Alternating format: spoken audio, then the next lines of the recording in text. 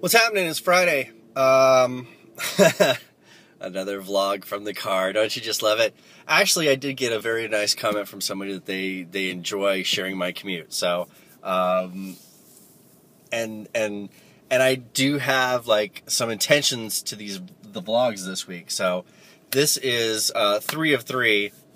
Let me formulate my thoughts real quick. I didn't get a chance to do that before I started the camera. Okay, so we've talked about what qualifies you as a professional musician. We've talked about keeping the dream alive. And I'm sorry that my video camera cut off yesterday. I was really annoyed about that. Apparently I maxed out my my iPhone space, so that's why it cut off. Today we talk about in the process of actually chasing the dream, do we just try to put out great content, or do we adopt the philosophy of if you can't beat them, join them? And do we try to crank out content that, well, let me give you an example.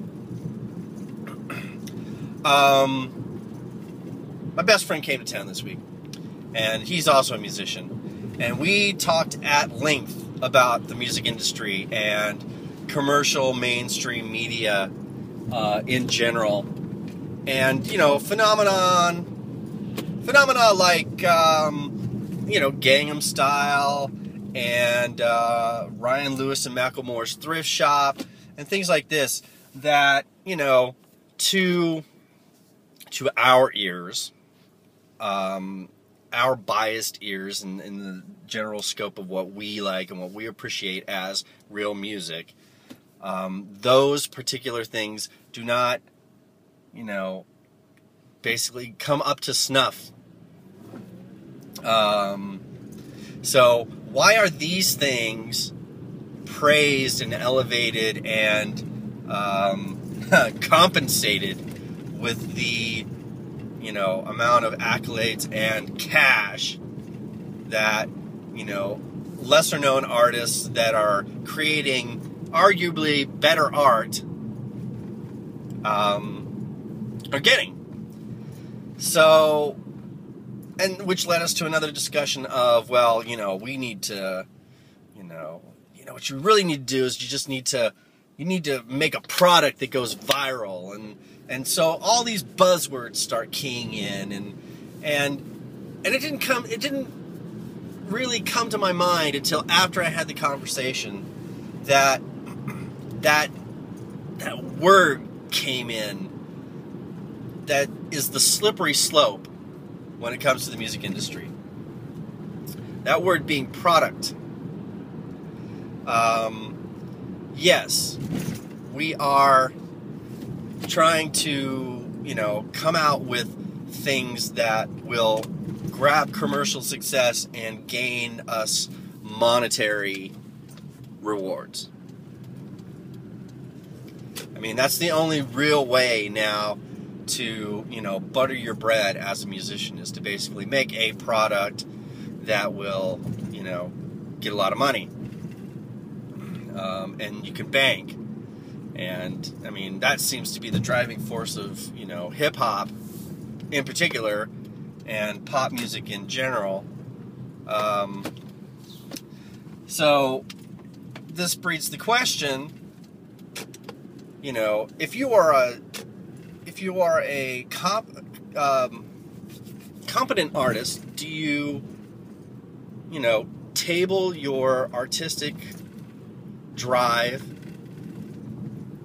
and possibly shift what your particular vision would be in order to create that viral video or that hooky song that will grab the masses and thus, bring you fame and fortune? I mean, should that be the goal? Because it seemed like in my conversation with my friend, it was like, okay, well, forget the art itself. We need a product. We need something that people are going to basically, grab onto, and then we can raise our profile, and, and then, YouTube will want to pay us, and people want to put it on their soundtrack, and it'll be on television shows and movies, and that's where the money is. And yes, that is fine logic. But that in and of itself as a means to an end is, you know, what I have an issue with as a musician and an artist, you know. And also, when I actively go in my creative process and I go, okay, I'm going to write a hit, and then I start to do so, most of the time what I come up with is crap to my ear. And maybe, unfortunately, that is the point, because, you know, and this was also part of the conversation. It's like, why do these things even make it to the, you know, to our lexicon of familiarity? You know, and I mean, I think that has to do with basically the formula of the music industry itself, or the structure of the music industry itself. I mean, we are still there's a, you know, the new music industry. Let's not forget about that. The new music industry, where basically it's artist and audience centric, which is the way that it should be, which is the way that it was back in the 70s, when radio stations weren't owned by Clear Channel, and DJs and program directors made their own decisions based on what they liked from what they heard from artists who had probably a little more control over their product. You know, the current industry, which is the industry that I'm thankful is slowly starting to die, very slowly starting to die, is built on corporations, and it's built on a brain trust. And this was also part of the question. It's like, you know, these people know so much about what's good art, why aren't we seeing it? Well, here's what the deal is. In these corporations, you have a small number of people who do know what great art is. And then you have an equally small amount of people who have absolutely no clue what good art is. And somewhere in the middle, these guys have to come together, and it's all, you know, it's all basically decision by proxy. So the ones that really know the quality, that are hanging on to their babies, is like, this has to make it. This has to make it. They have to sacrifice that to basically please the people on the bottom. They're like, yeah, but, you know, look what a wonderful look they have, or look how great this video is, or, you know, every time we play this on the dance floor, like, people just go crazy. And it's like, you know, so this whole kind of homogenization and lowest common denominator is what happens in the industry. You know, another tangent, but it basically all kind of comes back to, do you sacrifice your art for commercial profitability? Or do you stay true to yourself and create the most honest art possible? And this is actually something that I said yesterday in my Keeping the Dream Alive. So this is sort of segueing and continuing on with that, because I needed to, because I got cut off. But the new music industry, in my belief, is artist-centric. And it is, you know, based on the audience. The trick to success, commercial or any other kind, is harvesting that tribe. You basically have to take the people that are loving what you do and are hopefully vocal about what you're doing, and you have to capitalize on them, and you have to continually remind them and, you know, give them incentive for believing in you in the first place. So if there's any product that is going on, I prefer to call product content, because then, you know, you take it out of the monetary rewards field for a second, and it's simply, you know, you generating, you know, putting art out into the universe. More content. It's, you know, it's a buzzword. It's definitely an internet buzzword. But I prefer it to product. And I think the simple reason for that is because then the end in mind is not, oh, we're going to go into this knowing that we're going to bank. I think the true bank is your own artistic bank. Let me build my catalog. Let me come up with great pieces of work that speak of me, speak to me, and, also, my audience, which is out there somewhere.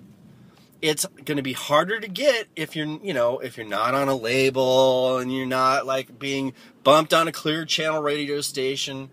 I hear this song all the time. It drives yesterday's point of, oh, I'm not successful. Oh man, why is this guy blowing up and I'm not blowing up? Because I did this before this guy did it, but he's getting all the, benefits. Yes, this happens. It is a phenomenon.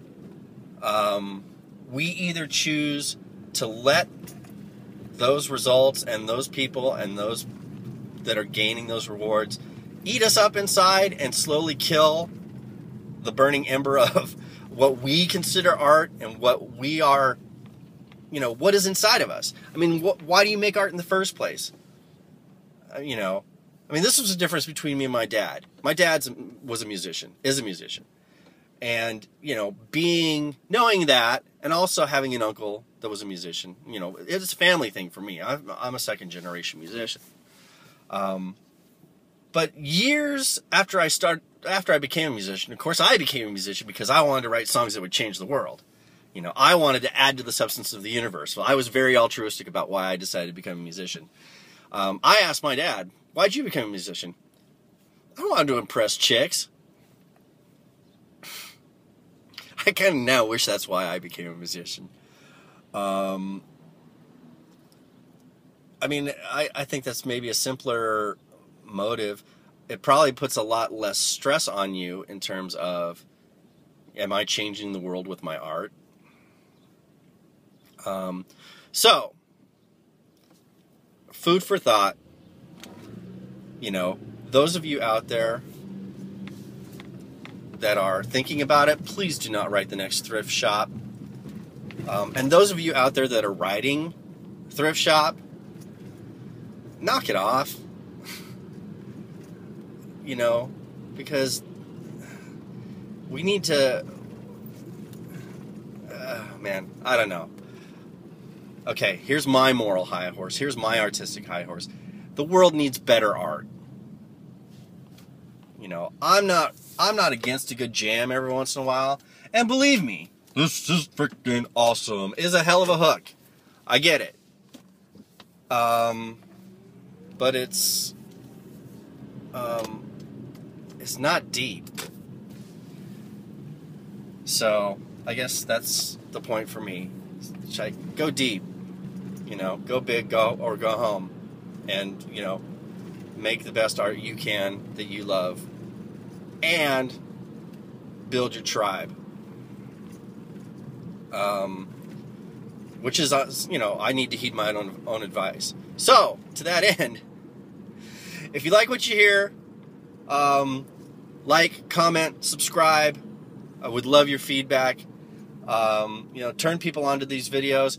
And also, here's the shameless plug for the week. Since it's Friday, wrapping up my week of, I'm going to probably vlog tomorrow and Sunday too. I guess I'm still doing Veda. Turn them on to my music, philipclark.com. Please like my Facebook page. Facebook.com/PhilipClarkBand. Okay, that's the plugs. I don't do it often. I'm doing it today because I'm wrapping up my my musical rants for the week. So go out there, make some awesome art, enjoy what you love, and make it funky. Put some soul in it.